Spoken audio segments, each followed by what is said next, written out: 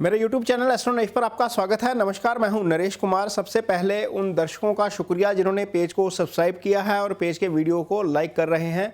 यदि आप पेज पर नए आए हैं तो इसे सब्सक्राइब जरूर करिए और यदि कंटेंट अच्छा लगता है तो इसे शेयर ज़रूर करिए।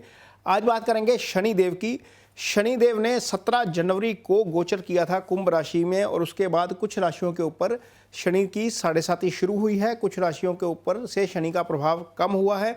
कुछ राशियां ऐसी हैं जिनके ऊपर शनि की ढैया खत्म हुई है और कुछ राशियां ऐसी हैं जिनके ऊपर शनि की ढैया शुरू हो चुकी है।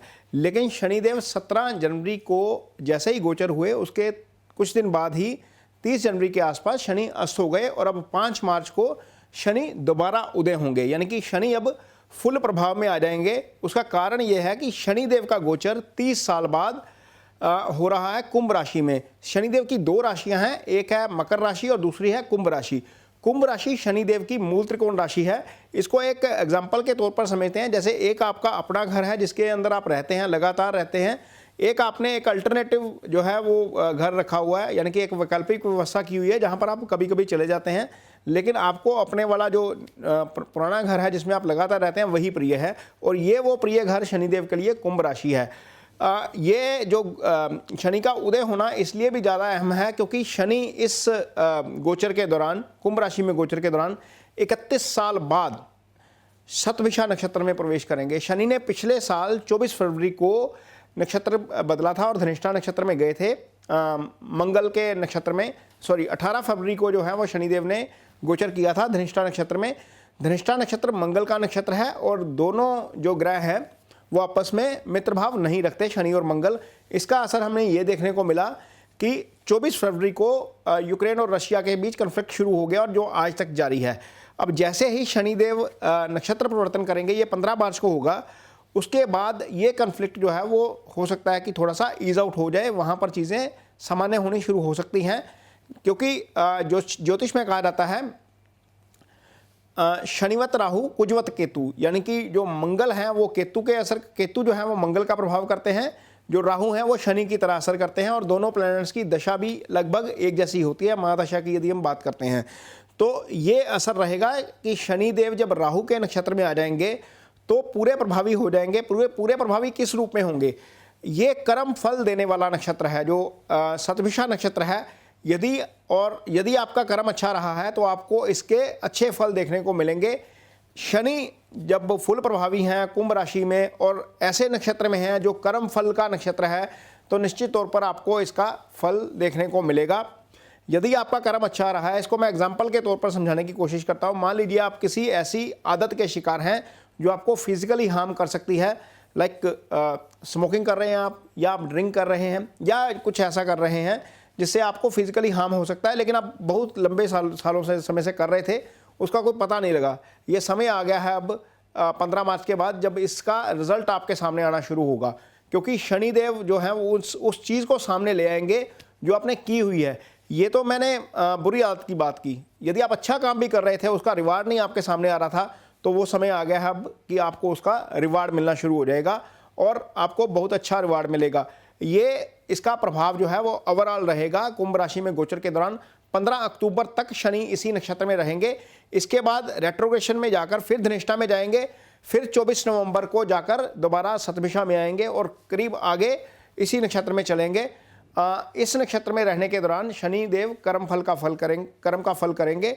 इसका आपके ऊपर क्या असर होगा, इसको हम राशि वाइज बताएंगे। बात करेंगे कन्या राशि के जातकों के लिए, तो कन्या राशि के जातकों के लिए शनि का उदय होना बहुत अच्छे फल लेकर आएगा। सबसे पहले तो ये है क्योंकि कन्या राशि के जातकों के लिए शनि का गोचर 6ठे भाव से हो रहा है और शनि का गोचर 3, 6, 11 में अच्छा होता है। तो ये एक ऐसी राशि है जहां पर शनि का उदय होना आपको निश्चित तौर पर अच्छे फल देगा। अब शनि आपकी कुंडली में पंचम के स्वामी बनते हैं और 6ठे भाव के स्वामी बनते हैं। पंचम भाव जो है वो आपकी कुंडली में संतान का भाव है, इसे सुत भाव बोलते हैं। पंचम भाव इजी गेंस का भाव है। पंचम भाव से हायर एजुकेशन आती है। पंचम भाव से आपका स्टेट ऑफ माइंड आता है। 6ठा भाव आपका रोग, ऋण, शत्रु तीनों का भाव है और शनिदेव इन दोनों भावों के अच्छे फल करेंगे। यानी कि यदि आपका कोई मुकदमा चल रहा है तो हो सकता है कि वहां पर आपको उसमें थोड़ा सा एज मिल जाए। यदि आपका कोई कर्ज लंबा लटका हुआ है तो हो सकता है कि इस अवधि में वो कर्ज जो है वो उतरना शुरू हो जाए। यदि आपको किसी बीमारी के शिकार हैं, कहीं पर फिजिकल प्रॉब्लम आ रही है, तो वहाँ से आपको राहत मिलने के आसार अब बन गए हैं, क्योंकि शनि यहाँ पर शुभ गोचर में आ गए हैं।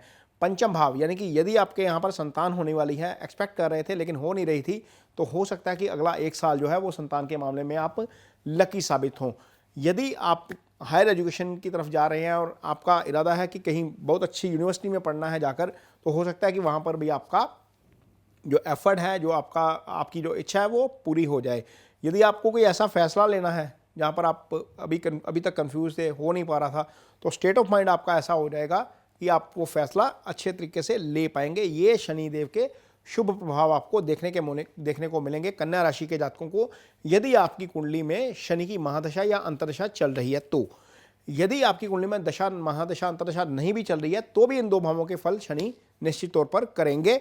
अब यहाँ पर सावधान रहने की कहाँ पर ज़रूरत है, क्योंकि कुछ चीज़ें नेगेटिव भी होंगी, कुछ चीज़ें पॉजिटिव होंगी, कुछ चीज़ें नेगेटिव भी होंगी। अब नेगेटिव क्या है, अष्टम के ऊपर तीसरी दृष्टि जाएगी शनिदेव की। अष्टम क्या है, आपका सडन लॉस है, सडन प्रॉफिट है। ऐसा हो सकता है कि आपको सडन प्रॉफिट भी हो सकता है, सडन लॉस भी हो जाए। तो ड्राइविंग स्लो करिएगा यदि आपका काम इस तरह का है जहाँ पर दुर्घटना होने का भय रहता है। यानी कि यदि आप मशीनरी पे काम करते हैं, यदि आप हाइट पे चढ़कर काम करते हैं, यदि आपका काम ड्राइविंग में से इन्वॉल्व है, तो दुर्घटना हो सकती है आपके साथ। वहाँ पर आपको थोड़ा सा ध्यानपूर्वक काम करना पड़ेगा। यदि आप ध्यानपूर्वक करेंगे तो हो सकता है चीज़ें जो है वो अवॉइड हो जाएं। अब एक दृष्टि जाएगी 12वें भाव के ऊपर, सप्तम वाली। जब शनि छठे भाव से में गोचर करते हैं तो दृष्टि जाती है 12वें भाव के ऊपर। शनि की दृष्टि अच्छी नहीं होती, गोचर अच्छा है, दृष्टि अच्छी नहीं होती। अब 12वां भाव क्या है, वो आपकी अनिद्रा का भाव है, एक्सपेंसेस का भाव है, हॉस्पिटलाइजेशन का भाव है। तो ऐसा हो सकता है कि खर्चे थोड़े से ज़्यादा हो जाएं आपसे। ऐसा हो सकता है कि आपको थोड़ी सी स्लीपिंग डिसऑर्डर्स की प्रॉब्लम हो जाए। ऐसा हो सकता है कि आपको हॉस्पिटल में जाना पड़ जाए। ऐसा ये नहीं है कि आप ही जाएंगे हॉस्पिटल में, क्योंकि दुर्घटना का भाव एक्टिव है, तो हो सकता है कि आप भी चले जाएं। लेकिन ऐसा हो सकता है कि आपका कोई करीबी है, आपको लगातार उसका पता लेने के लिए हॉस्पिटल जाना पड़े। तो ये जब भाव एक्टिवेट होता है तो आप किसी भी रीज़न के कारण हॉस्पिटल जा सकते हैं। अब शनिदेव जब छठे बैठते हैं तो एक दृष्टि पड़ती है दशम वाली तीसरे भाव के ऊपर। जब तीसरे भाव के ऊपर शनि की दृष्टि पड़ती है तो तीसरा भाव आपके करेज का भाव है, आपकी डिटर्मिनेशन का भाव है, आपका छोटा भाई, आपका हौसला यहीं से आता है। तो यहाँ पर आपको छोटे भाई के साथ तालमेल के साथ काम करना पड़ेगा। वहाँ पर उनकी हेल्थ को भी इशू हो सकता है। यदि आपने कोई डिसीजन लेना है लाइफ में, कोई फैसला लेना है लाइफ में, डिटर्मिनेशन के साथ फैसला लेना है, तो हो सकता है कि थोड़ी सी वहाँ पर आपको कन्फ्यूजन हो जाए। हालांकि स्टेट ऑफ माइंड जो है वो बहुत अच्छा रहेगा, लेकिन थोड़ा सा दुविधा में रहेंगे आप, तो उस समय थोड़ा सा जो है वो सोच समझकर फैसला लेना पड़ेगा। अदरवाइज शनिदेव का ये गोचर आपके लिए शुभ है। शनि का उदय होना शुभ है, शनि का शतभिषा नक्षत्र में आना शुभ है। तो कन्या राशि के जातकों के लिए ये शनि देव का जो फलादेश रहेगा उदय होने का 5 मार्च के बाद। ये वीडियो आपको कैसा लगा, इस पर मुझे कमेंट बॉक्स में अपनी राय ज़रूर दीजिए। यदि ये वीडियो अच्छा लगता है तो इसे शेयर ज़रूर करिए और लाइक ज़रूर करिए। इसके साथ ही मुझे दीजिए इजाज़त। नमस्कार।